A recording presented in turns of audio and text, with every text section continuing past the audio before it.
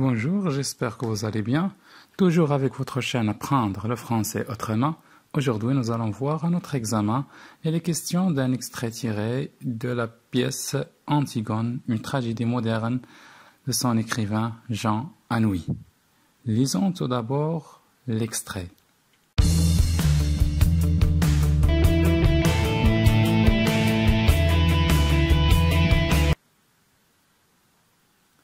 La nourrice. À 4 heures, elle n'était pas 4 heures. Je me lève pour voir si elle n'était pas découverte. Je trouve son lit froid et personne dedans.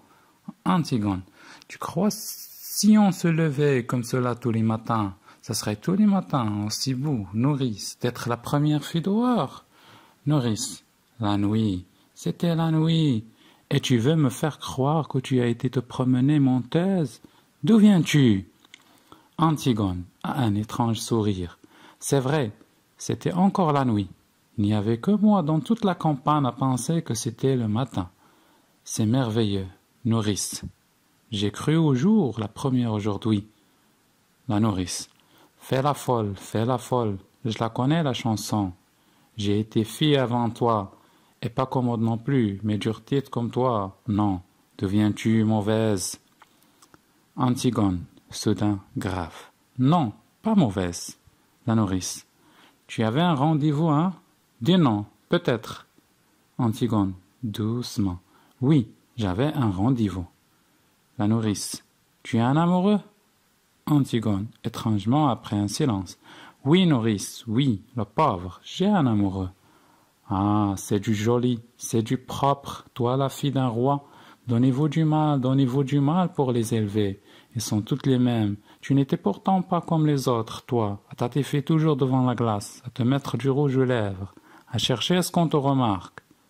Combien de fois je me suis dit, mon Dieu, cette petite, elle n'est pas assez coquette, toujours avec la même robe et mal peignée. Les garçons ne verront qu'une semaine avec ses bouclettes et ses rubans, et ils me la laisseront sur les bras. Eh bien, tu vois, tu étais comme ta sœur, et pire encore, hypocrite. Qui est-ce? Un voyou, hein, peut-être? Un garçon que tu ne peux pas dire à ta famille? Voilà, c'est lui que j'aime, je veux l'épouser. C'est ça, hein, c'est ça? Réponds, donc, fanfaronne. Antigone a encore un sourire imperceptible. Oui, nourrice. La nourrice. Et elle dit oui. Miséricorde. Je l'ai eue toute gamine. J'ai promis à sa pauvre mère que j'en ferais une honnête fille, voilà.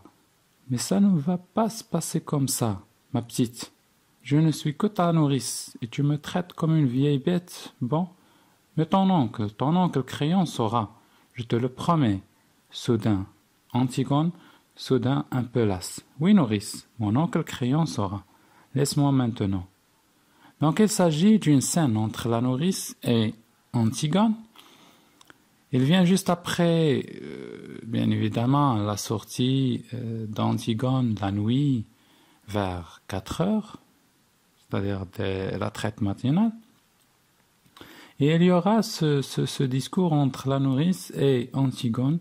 La nourrice qui croit que Antigone est allée rencontrer un amoureux, c'est-à-dire un garçon, peut-être, avec qui elle a une relation secrète.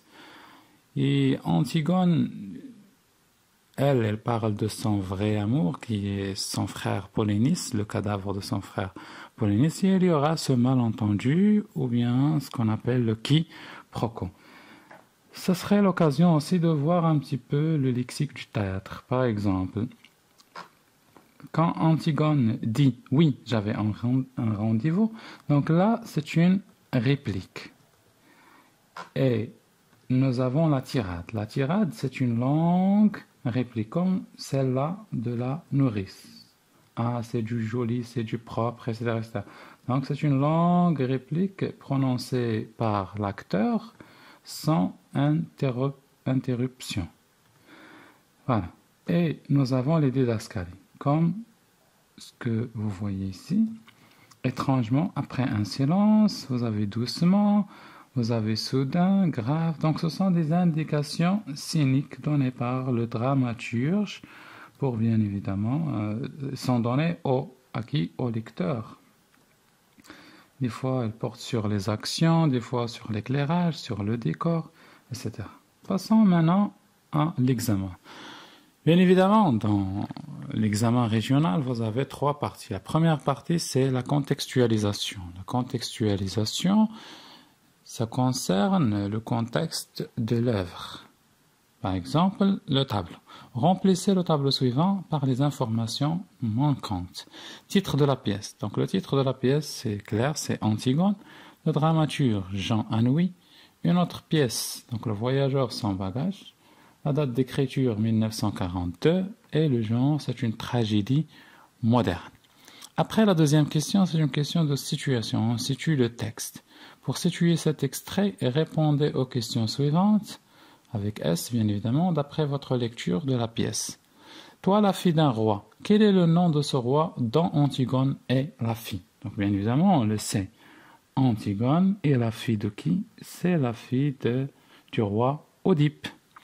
Quel lien de parenté unit Ismène à Antigone? Le lien de parenté, c'est-à-dire quelle est la relation entre Ismène et Antigone? Antigone et Ismène sont deux sœurs. Qu'est-ce que Antigone était allée faire dehors alors qu'elle faisait encore la nuit? Donc, je nomme dire Antigone dehors, c'est-à-dire à l'extérieur de la maison, et elle faisait déjà la nuit, déjà le lit. On le sait, elle est allée tenter sa première chance d'enterrer le cadavre de son frère Polynice. Comme je تحاول المرة الأولى باش تدفن الأخ ديالها Polynice. Oui, nourrice, oui, le pauvre. Qui est ce pauvre dont il est question dans cet énoncé? C'est clair. Donc là, Antigone parle de son frère Polynice. Donc le pauvre pour Antigone, c'est son frère Polynice, le cadavre de son frère Polynice, اللي كتحاول أنها تدفنه. Donc la deuxième partie, la deuxième grande partie, c'est l'analyse. Analyser. Pourquoi la nourrice est-elle en colère entre Antigone? Pourquoi la nourrice fait de l'extrait كانت en colère? En colère, elle est معصبة على Antigone. Voilà, la nourrice est en colère car Antigone est sortie la nuit sans sa permission. Donc la nourrice était en colère parce que Antigone خرجت sans sa permission. لما طلب منها السماح بالخروج وديجا خرجت في la nuit.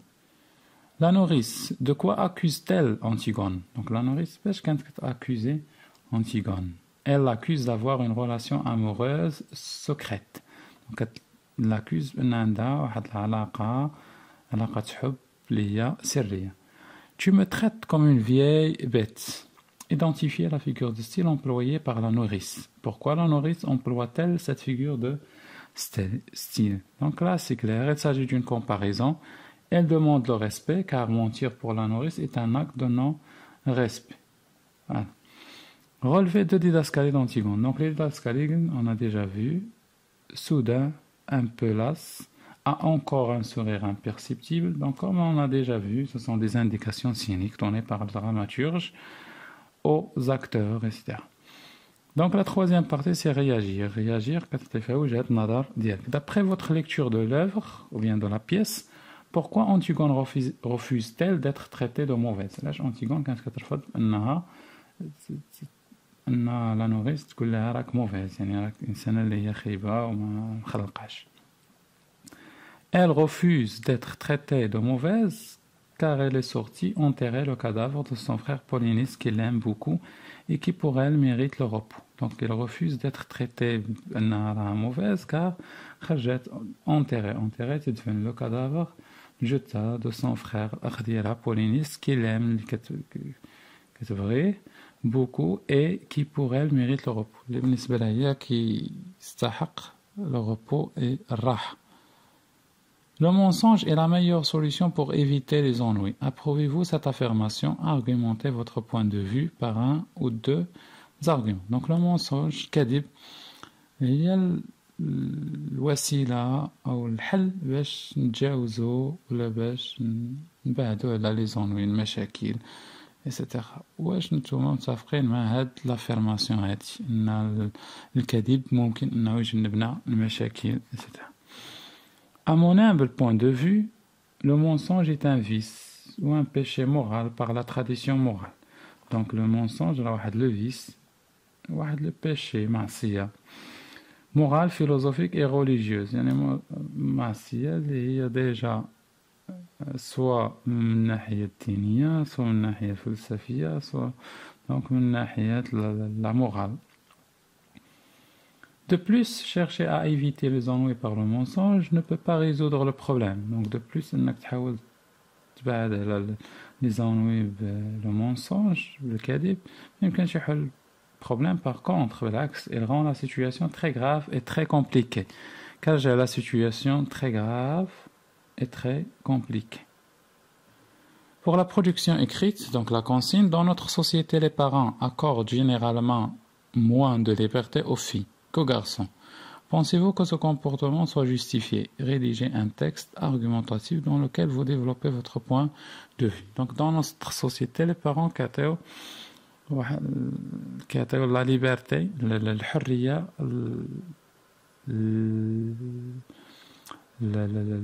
الأولاد أكثر من الأبناء.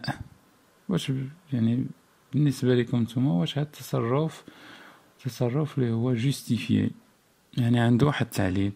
Rédigez un texte argumentatif dans lequel vous développez votre point de vue. Pour la production écrite, donc nous aurons peut-être une autre vidéo pour expliquer quelques sujets. Et j'ai déjà mis des vidéos qui portent sur les thèmes de la boîte à merveilles. Pourquoi pas, on aura par la suite une autre vidéo qui porte sur les thèmes d'Antigone. Merci pour votre attention. N'oubliez pas de vous abonner à la chaîne pour recevoir nos nouvelles vidéos.